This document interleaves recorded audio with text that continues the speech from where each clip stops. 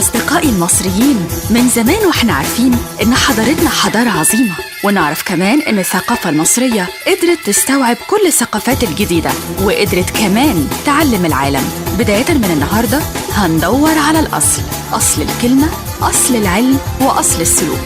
هنعرف أثر الحضارة المصرية علينا وعلى العالم من خلال برنامجنا الأصل.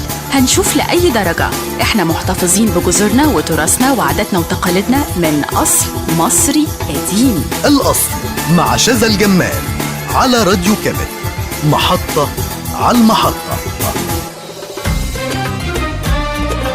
أصدقائي المصريين، دورنا لكم على حاجات كتير في الحضارة المصرية القديمة، وجينا النهاردة عشان نفاجئكم بكلام بنقوله وبنسمعه وهو أصلاً من تاريخ حضارتنا العظيمة.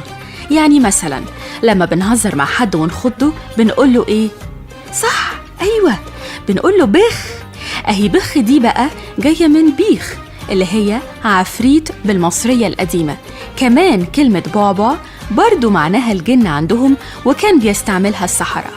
أما بقى ننة دي معناها نام. ولما حضرتك تعدي على الحاتي خليك فاكر إن الحاتي ده بتاع لحمة زي ما انت عارف، عشان كلمة حات في المصرية القديمة معناها اللحمة.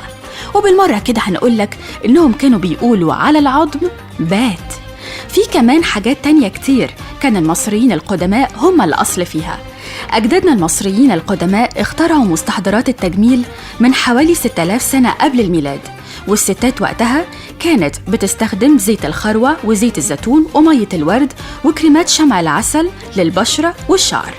كمان سجل القدماء المصريين على جدرانهم طرق استخدام الكحل والحنة للستات والرجالة. وفي عهد تحتمس الثالث سجلوا وصفات لعلاج التجاعيد زي صمغ اللبان والمورينجا الطازة. شفتوا بقى، كانوا أهل عز ووجاهة بصحيح.